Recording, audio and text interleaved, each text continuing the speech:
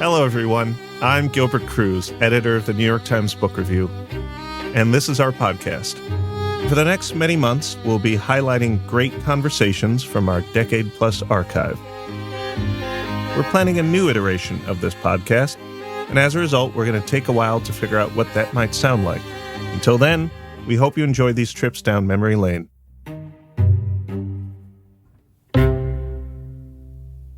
Siddhartha Mukherjee is a physician, a professor of medicine, and a writer of big, sweeping science books. His first, the fantastic The Emperor of All Maladies, a biography of cancer, won the Pulitzer Prize. This month, he'll release his latest work, The Song of the Cell, an exploration of medicine and the new human. In May 2016, Siddhartha spoke with this podcast about his book, The Gene, An Intimate History. Sid, thanks for being here. My pleasure. Thank you for having me. Let's start off with your last book, The Emperor of All Maladies, one of our best books of the year when it came out in 2010.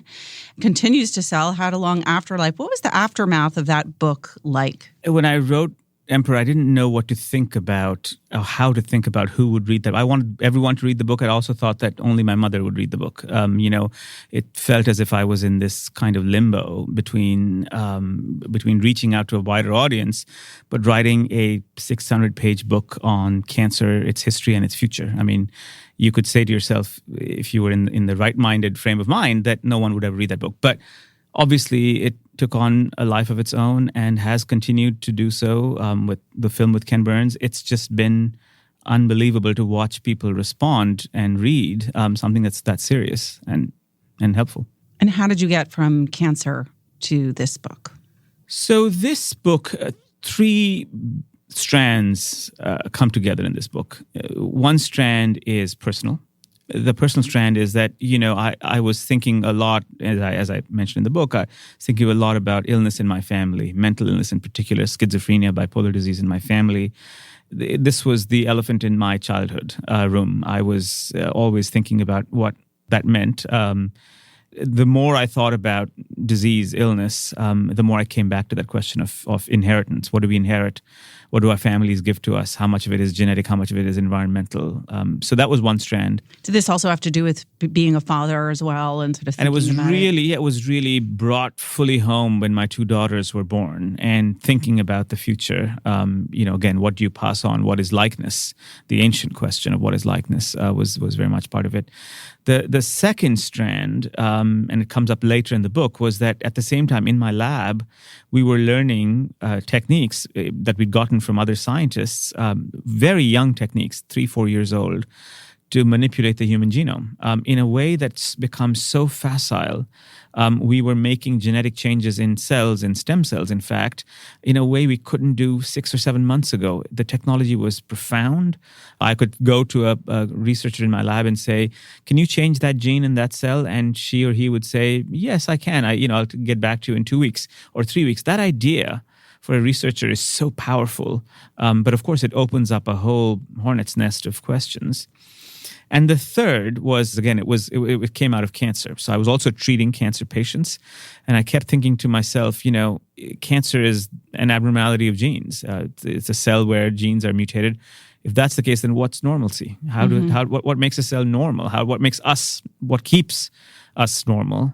So in a way, this book also ticks that strand. So it's like a prequel to The Emperor of All Maladies. I was going to ask you if it's a prequel because James Glick in his review of the book. It is very much a prequel. I mean, you can only understand abnormalcy on the template of the normal. We know that historically, we know that the Cancer Genome Project was built on the shoulders of the Human Genome Project. It gets very little mention in The Emperor of All Maladies, where cancer is the focus. But absolutely, it's a prequel. It deals with issues that are reflected in their kind of doppelganger sense in Emperor. How is structuring this book and the process of writing it different from Emperor of All Maladies? This was in some ways a harder book to write because the structure is a little inverted. In an Emperor, you have a lot of desire for getting out of the kind of the wormhole of cancer, and then you finally discover the science. In this book, it's inverted. You have to go through some science first to understand the future. But all of a sudden, when you arm yourself with all of that understanding, with that history, you can begin to discuss really complicated and important things like, what does the word race mean? What does gender mean genetically? How much is identity genetic versus environmental? What does it mean? What does illness mean? So the structure was a little inverted on one hand, and that's one piece. But perhaps just as importantly, this book is even more personal than Emperor. It begins it's very much in the story of my family. It's very honest in parts. It was hard to write in parts. Were you worried about that in terms of what would your family think about the book? I worry about it still. It's not over yet. It's not over yet. But I wanted to maintain that sense of honesty. Most of my family has read it now. It took some healing and some thinking to be able to get beyond the kind of the invasion of privacy, but they were and are very generous about it. Some of the family members you write about are living in India. They are, yeah. And culturally, I wonder, is the sort of acceptance and thinking around mental illness in a similar place as here, or is it? It's very, very different culturally, I think. It's important to make that distinction and be respectful of it. On one hand, of course, it's also more hidden away, more stigmatized. But on the other hand, because family structures are more cohesive and more important, still people live in multifamily homes in parts of India. They also create a web of support around people with mental illness, or any illness for that matter. It's a two-edged sword, or it's a two-way street, as it were. There's a bit of both. It struck me in Emperor of All Maladies that the history of it, there was a long period in which people basically understood nothing about cancer. And then you have very rapid discovery and understanding and experimentation. And it seems a similar kind of trajectory with the gene. Absolutely. I mean, and that's because both of the books go into questions that we've sought to answer for a very long time. In Emperor, the question was very clear: what is cancer and how are we going to treat it in the future? In Gene, the question is, who are we? How do we know the code that makes us? How do we know how to define ourselves with respect to that idea? How do we know what units of likeness are? These are questions that we've grappled with for centuries. And all of a sudden, a monk in Czechoslovakia or the Czech Republic breaks that egg, as it were, and finds a whole series, a cosmos inside it. And that's the story that launches the Gene. In both books, these are narrative nonfiction. You sort of you weave the science into a story, and neither one, of course, has an ending. But yes. So how did you figure out, okay, here I'm going to just draw the line. It's going to end here, even though obviously the research is ongoing? Well, I try to bring people up to the precipice of technology that is today. But what's important is, I say this in Emperor too, it's not the content the content will change. We will know different things about cancer. We'll know different things about genetics. We'll know different things about ourselves and genes. But many of the forms will remain the same. And by that I mean, the desire to change things in our likeness, the desire to alleviate illness through science and technology, and most importantly, the history of eugenics that's in the book. That's not going to go away. That is permanent. That's an interesting difference, too, I think, between the two books, in that when you think about the future of cancer research, it seems like it's all to the good. We're all aiming to cure cancer. With the future of genetic research, there's a lot more ambiguity in there and things that frighten people with eugenics, with, this whole idea of designer genes. Was that difficult to? It was difficult territory to navigate because, again, the ending wasn't, this is not a villain meets hero book. Mm-hmm. It is we meet ourselves book. And obviously we meet the parts of ourselves that are heroic and the parts of ourselves which are prone to become despicable. And we know that this is a book in which you can reflect on what has happened in the past and what might happen in the future. It's a harder book for that reason to write, but in some ways it's an easier book to read because you have more familiarity with the questions. You understand the questions more viscerally. What does it mean? What would happen to me if I wanted to change myself or my identity through genetic means? It's a question that becomes very, very personal. I don't want to get too much into the detail of the substance of the book, but just to get at one key question, which is what is a gene, and at what point did we discover there is this thing, the gene? Well, the funny story is we discovered the gene. Mendel really discovered the idea that hereditary information is carried in discrete pieces. He didn't know what it was. He didn't have any idea about DNA. All of this came later. But he figured out that this information is discrete. It's carried in packets like atoms. It can't be broken down. It doesn't blend. It doesn't go away. But it moves from one generation to the next in this kind of packet form. Eventually, scientists discovered that these were actually carried in DNA for the most part, and that there's a genetic code, and that code works by actualizing all that information. But that was really Mendel's main discovery. It's interesting that you talk about packets and packets of code, because I think when people are explaining the very basics of the internet, they use those same exact well, terms. and you know, I use this analogy in the beginning of the book, is that that the gene, the atom, and the byte are the three most dangerous ideas of our century, and they share this whole commonality, which is that they are all describe indivisible packets of information, and you can use that to control things. You can use the idea of the atom to understand what matter looks like, what matter is, and thereby control matter in a way that you couldn't if you didn't know that an atom existed. Another term that's, I think, very fraught and that people don't necessarily know what the meaning of it is epigenetics. What is epigenetics, and why is it so controversial? So it's controversial mainly because people don't know what the meaning of the term is. And I think in some ways, lots of scientists, I think this is probably the most constructive thing, they've said, for now, it's probably best to sort of let the term go away for a little bit rather than getting confused about it. The central idea is that epigenetics is an attempt to answer a question. So it's best to go back to the question. The question is the following. The question is epigenesis, which is how does an organism emerge out of an embryo? So just to state the problem very clearly. You have, from the same cell, from the same genome, you made in your body a brain cell, a neuron in your brain, and you made a blood cell. They don't look like each other, and yet they have, for the most part, the same genome. How could the same genome give rise to two such different looking cells? So the answer to that question is that even though the genome is the same, the way the genome's used in one cell versus the other cell is different. It's a little bit like saying, if you have a master score in an orchestra, one person could play that master score very fast and get one kind of music out of it. You could take that same orchestra and put it in another context, take out some parts. Someone would play some parts slowly, other parts very long, and you get a very different sounding piece. That's what the genome does. And so that allows us to state the question. We now know how that happens. It happens because there are proteins. They're called transcription factors. They sort of conduct the master score. They're the conductors of the genome, and they're different. There's a different conductor in your blood cell. There's a different conductor in your brain cell, and they begin to recruit other things, other marks, other proteins, and this cascade is ultimately causes the difference between cells.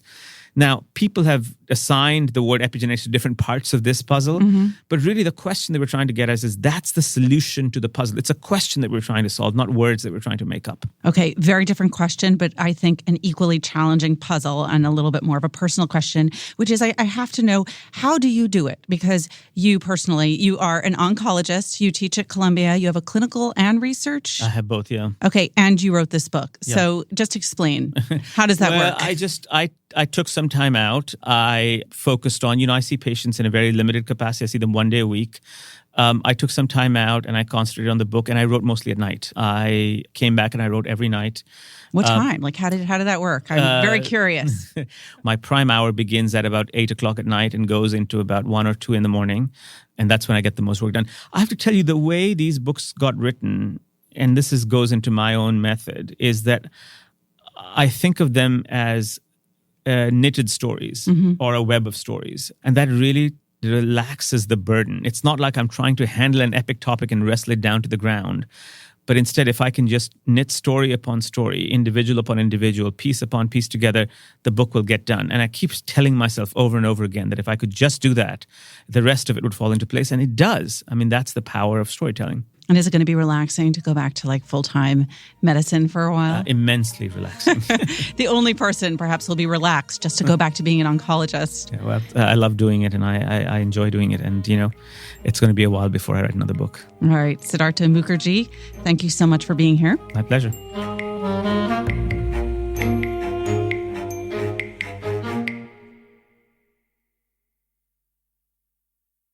For our second conversation, we turn to the novelist Kate Atkinson. Her new book, Shrines of Gaiety, also out this month, is set in London after the First World War. In October 2018, she spoke to former book review editor Pamela Paul about her spy novel, Transcription. I'm thrilled to have in the studio here with me the brilliant novelist Kate Atkinson, author of 9 novels, is it now? 10 or 11 even? Don't know. 11 novels, approximately 11 novels, including the great Jackson Brodie series and her latest novel, Transcription. Kate, thanks so much for being here. Yeah, it's great to be here. So tell us about Transcription. It's set in 2 time frames, 1940, 1950, and centers around a girl called Juliet Armstrong, who in 1940 is 18, and she's smart, but she's naive. She's very arch. She's a clever girl who's slightly out of water. She's just been bereaved, so that has a big cast on her character. We meet her again in 1950 when she's 28, and she's a producer at the BBC, and she's a different person, still smart, but now she is very cynical, I think, and she's been through the war, and she's been through several experiences that occur in the book, obviously, that have shaped how she is now. So in 1940, she's recruited reluctantly by MI5. She doesn't want to join because she knows that it will be clerical and it will be boring. And she gives one of those interviews, when you don't want a job, so you give a very bad interview. So she lies throughout because she is a pathological liar. But in fact, it counts against her because she's being interviewed by MI5. So a liar is a good thing. So she is recruited and she does do an incredibly tedious job. And then she is moved on to do something slightly more exciting. This is your 3rd novel in a row that's kind of taken place in the same sort of London World War II Blitz era period. The first Life After Life, then A God in Ruins. Why? What was the attraction? I know you, in your earlier novels, pre-Jackson Brodie, you also had some. I did have some more. For me, this is not a war novel. It's just I was so intrigued by the real story that the plot is loosely based on, that it had to be of necessity set during the war because it's about MI5 in the days of the war, but it's the phony war. So it's a very different, I don't know if you know that phrase in America, but it's June 1940 when nothing appears to have happened. So the British haven't been bombed, they haven't bombed anywhere, France hasn't fallen, Dunkirk hasn't happened. So it's a time of much more paranoia and tension and people not sure what will happen. So in fact, the British government thought there was going to be a massive gas attack, which is why you see everyone carrying their gas masks around. And I actually forgot to give anyone a gas mask in this book. To me, it wasn't about rationing and, all of that Blitz spirit. It was about this particular story, but it has to happen in the war. So I'm very casual about the war, actually. I don't really go into any great detail. It's not. It's always sort of burbling in the background. It's just in the background in many ways, yeah. But so if it's not a war novel, what to you is it? Is it a spy novel? It's just a novel to me. I'm the person who has to refuse genre categorization. So I think, to me, when I'm writing a novel, it's a novel. And then it's everyone else's job to say, oh, she's written a spy novel or she's written this or that. Apparently, Life After Life is science fiction, partly a science fiction novel, which I just read surprised that. me. Yeah. Having read the novel, I didn't realize that it's true that when I read Life After Life, I thought it was such an original conceit, just the whole structure of it with the lead character who is sort of constantly reborn, occasionally taking with her bits of knowledge from the previous life, occasionally maybe not necessarily, and then dies in a variety of circumstances, sort of making her way further along in her life. I thought it was so original. So I asked my husband, who has read a lot more science fiction than I have you heard of this before? Has this been done before? Because he's fond of sort of saying, oh, no, that was done way back in the 1940s and everything. But he hadn't. So that's good. Apparently it was a very original science fiction story. I've not read any science fiction, I don't think. So I wasn't being unconsciously influenced. To me, it was just... To me, time travel isn't science fiction. It's just what a lot of writers do because they can, and you can't do it in real life. We're on, for want of a better word, a journey, and it only ends one place, and that's not a good place. But, in the novel, you can experiment with how things would be in a different dimension, I think. It's more like quantum physics than science fiction. Not that I understand a word of quantum physics. You mentioned earlier that this novel transcription takes place in 2 time periods, but it does begin a bit later on in time. I always forget that there's a third time period, yes. which is 1981, which bookends the whole book. But it's not, it's not experimenting with time or messing about with time. As people are always saying to me, you mess about with time. I mean, mess about with time. But this is, it's just very structural. There are 2 time periods, three time periods, and there's nothing fancy about that. Well, to go back to Life After Life just for a moment and that question of time, where did you get that idea of having this character constantly Actually, for reborn? years, I had wanted to write a novel or even a story called Parallel Lives, in which someone, it's a bit like Woolf's Orlando, but this woman is born as a woman, the next time she's born as a man, and then she's born as a tree, and then she's born as a table, whatever. But that struck me as really not working very well.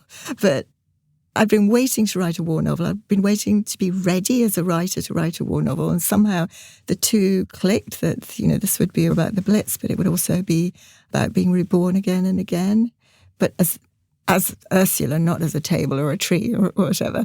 So it just kind of, I remember being at lunch with my publishers and they said, so can you give us an idea about the next book? They're always very, tiptoey about it. Can you give us an idea? And I said, well, there's this girl and she's born and she dies and she's born and she dies and she's born and she dies and she's born and she dies infinitum, and then she kills Hitler.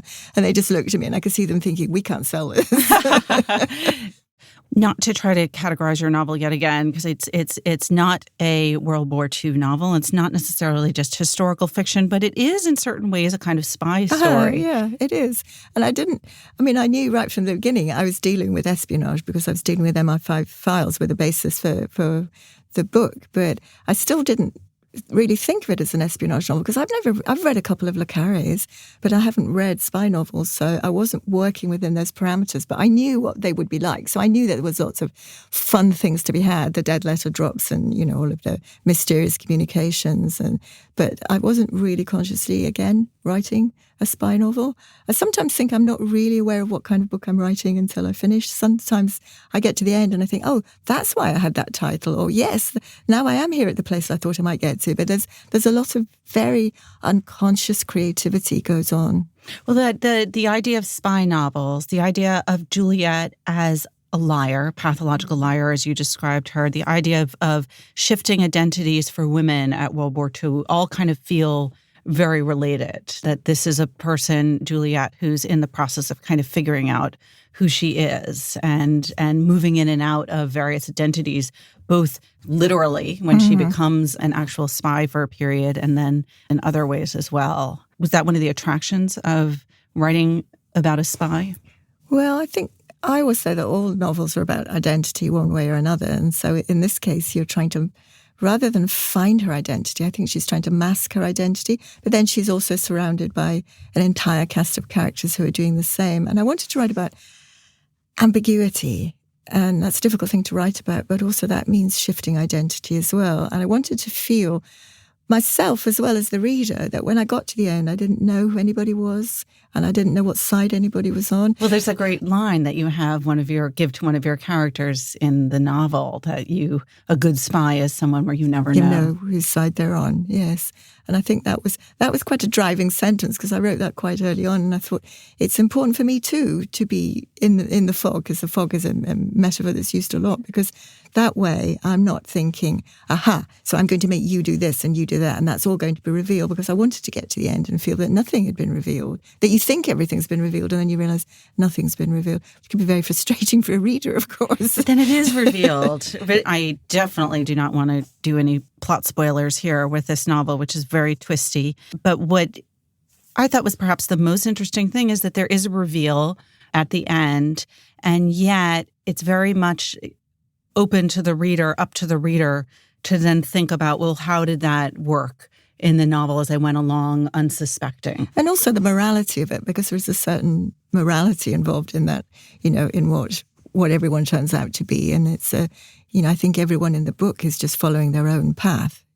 Were you also inspired to kind of shed light and give a backstory and a central story to many of the characters who are often overlooked in what have become kind of familiar stories, the spy novel, the World War II novel, and yet here, rather than focus on the kind of head spy, the Godfrey Toby character, we are focused on the transcriptionist behind the scenes. And rather than focus on all of the men, we're focusing on the women. And another character who's often used or has been used in the past as a kind of source of an easy villain or a source for humor, which is a gay character, which you weave in here in for a period novel in what feels like a very fresh way. Well, being homosexual in 1940 in Britain is absolutely not something you're going to reveal. But of course, it makes you a good spy because you're very good at keeping secrets.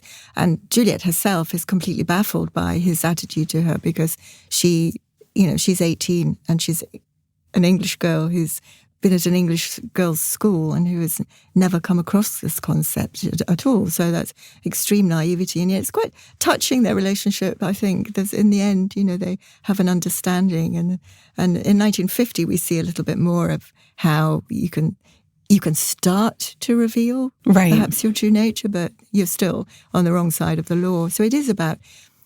The novel, in a way, is about truth because it's whether, you're going to be true to yourself or whether you have to maintain a different kind of truth in order to exist. I'm going to ask you a question, both because I'm curious about the answer, but also because I want to ask you about a specific review of this novel. Do you read reviews of your own books? I end up reading reviews, no matter how horrified I am by the concept, I always end up reading them. And even someone will thrust a review and say, this is a great review, and you read it, and then there's a but in the middle. And I'm sure every writer's the same. It's only the but that you remember. Right, the caveat. Yeah, everything else is just meaningless. Well, I won't focus on the to be sure paragraph of this review, but there was a review this week in the New Yorker that I thought made some interesting points. I'm not sure if you've read it. Yes, I have, and I'm puzzled by that review, and there's many points in that review, and I wanted to say, hang on. Well, here's your opportunity. Well, say it calls me some kind of matron of English literature, which I find quite insulting. I think matron is such a dubious word to apply to a woman. I don't know if it has a different concept but as if I'm even the midwife giving, shelter to these supposedly more avant-garde writers. I think I'm a very avant-garde writer, and I think I disguise it very well. And I think it's very curious that he sees me as an English traditionalist, because I'm not an English traditionalist, and I'm wondering how he's come to that conclusion. I've got lots of things to say about this review, but I leave it to you because you want to quote something. Well, it also raised questions for me. The review was by Jonathan D., and I thought it was I should make clear, a very favorable review. Yes, yes, indeed. I'm just focusing on the but. Exactly. So that's your job. I'll focus on the good points. I'm not sure that I necessarily see the comparison. He, contrasts you with Rachel Cusk, another contemporary. It's a very strange contrast to make. But I think he sees us at two ends of the spectrum. See, and I don't see that at all because I agree with your point that I think that you're very experimental in your work. I mean, I thought Life After Life. He also says I don't write beautiful sentences, which I think is write beautiful wrong. Sentences. I want you to read beautiful sentences later, but I'm going to actually read because I marked up the copy with this is not a beautiful sentence, but I love your descriptions, which I find just so clever and apt and original. And this was describing a character in a cafe, and you wrote, like many in Moretti's, he had the shabby air of the post-war European diaspora. There was a trollish look to him, too, as if he had been put together from leftovers. He could have been sent from booking to play one of the dispossessed. And it goes on. It just keeps getting better. So on that point, I disagree. That's not a beautiful sentence, but it's a great one, or a great few sentences. Jonathan D. in this review in The New Yorker, when he was comparing you with Rachel Cusk, he was saying that you still believe in plot, which I'm glad for. And I'm curious if you start from plot, or if you start from character, or if there's how important plot is to you when you're writing. I start from structure, and structure is different from plot. I think structure's the bones that plot is the flesh to, as it were, because if I have structure, then it's so much easier to move around in the book. But plot, yes. Plot and character, which are strangely old-fashioned, seen as strangely old-fashioned, non-avant-garde things, which is I'm curious about because, okay, there are writers writing who are not fixated on plot and character, but then that's true of 100 years ago when, all Gertrude Stein wasn't obsessed with plot and character. So, that argument about experimentalism always annoys me slightly because the novel in itself is experimental. But I love plot and character, and I know that every reader loves plot and character too. And there is nothing wrong with plot. And I'm curious that he sees that as that. And I also think Rachel has plot. She's not plotless in her novels. I think it's just a way of seeing more than anything. For our listeners, would you read a passage from transcription? I'd be delighted to. This is a scene that takes place quite early on in Juliet's career as a spy, when she's still a humble typist, and Peregrine Gibbons is her boss, and she does have a thing for Perry, it has to be said. So when he suggests that they have an outing, she's thinking that this is going to be a seduction, which it isn't, but... They drove to the Hambledon Valley, where they swapped the comforting warmth of the car's interior for a chilly riverbank. It's still only April, for heaven's sake, she thought, but Perry seemed insensible to weather, although his layers of tweed must be keeping him warmer than her own ensemble, a rather light coat, thin sweater and her best skirt, not to mention her good pair of stockings and smart shoes, for she had been expecting to be viewing the landscape from the windows of the car, not to find herself standing in the middle of it. Countryside was more of a concept for Juliet than a reality. "Otters," he whispered, spreading a tarpaulin sheet on the riverbank. "Sir?" Had he said otters? Not a seduction, then. Time rolled by, very slowly, very damply, very coldly. Juliet wondered if waiting for the otters was perhaps part of her training in some way, surveillance perhaps, and patience. She did need training and patience, she knew that. And it did feel strangely like an undercover mission as they sat breathlessly still on the riverbank, waiting for a little family of otters to show themselves. He glanced at her when the first one appeared and flashed her a delighted smile. He really did have a nice smile. His whole face changed and he became a man who looked capable of happiness, which was not the impression he normally gave. The otters, she realised, were an offering to her in some way. "Neither fish nor flesh," she murmured, and then felt embarrassed because she recalled there was something bawdy about Falstaff's description of an otter, although she wasn't quite sure what. The quotation, vulgar or otherwise, was wasted on Perry, who said, "Well, certainly not a fish. The European otter, Lutra lutra, is from the family Mustelidae, which includes badgers and weasels." "Oh, of course," she said. Juliet had never seen otters before, and the kits, and she knew that was the term for them because he told her, were charming, sleek and playful. But really they were just otters. And if he was going to give her anything, she would rather it was the picnic that she'd expected him to bring. It's a scene in which the two characters are essentially doing nothing but lying the entire time. And she also betrays her obsession with food, I realise. There's a great line in there, too, that countryside was more of a concept than a reality for her. She's a town girl. He's a naturalist. Well, she's a town girl, but she's also incredibly naive and ignorant at this point, at least in terms of sex. Completely. She has no idea what it entails, which is part of the reason she doesn't understand Perry's, true nature. But she's read her mother's romantic novels, and that's about the limit of it. So for her, it's this very misty, veiled act that will take place one day, and she's hoping it's going to take place with Perry. What about that passage? Why did you choose to read that passage? Oh, just because I think it does introduce her a little bit, the fact that she does just automatically give a different answer to the reality. And also she's masking her ignorance as well, of course, and he is completely oblivious to it all the time. So they're constantly not communicating with each other for the whole of the novel until the very end, when finally they do communicate in a very touching way, I think. Yeah, I thought one of the sweetest kind of passages in the novel. You recently mentioned on this book tour, I think on the UK leg, that your next book will be another Jackson Brodie novel. This is true. I've finished it. I've never been on tour with a book when I've finished the next one. It's a very odd feeling. I keep thinking, did I really finish it? Have I really written that book? Do you get confused about which book you're talking about? Oh, yes, because my thoughts aren't even with the Jackson book I've just finished. They're with the next book I'll be writing. So it is very confusing. And then people talk about books a couple of books ago and I can't remember characters' names or anything.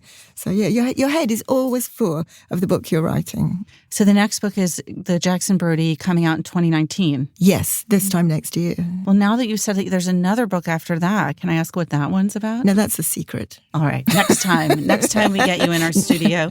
Kate, thank you so much for being here. Oh, no, thank you so much for asking me. Those were our interviews with Siddhartha Mukherjee from 2016 and Kate Atkinson from 2018. We'll have more from the Book Review Podcast Archive next week. I'm Gilbert Cruz. Thank you for listening.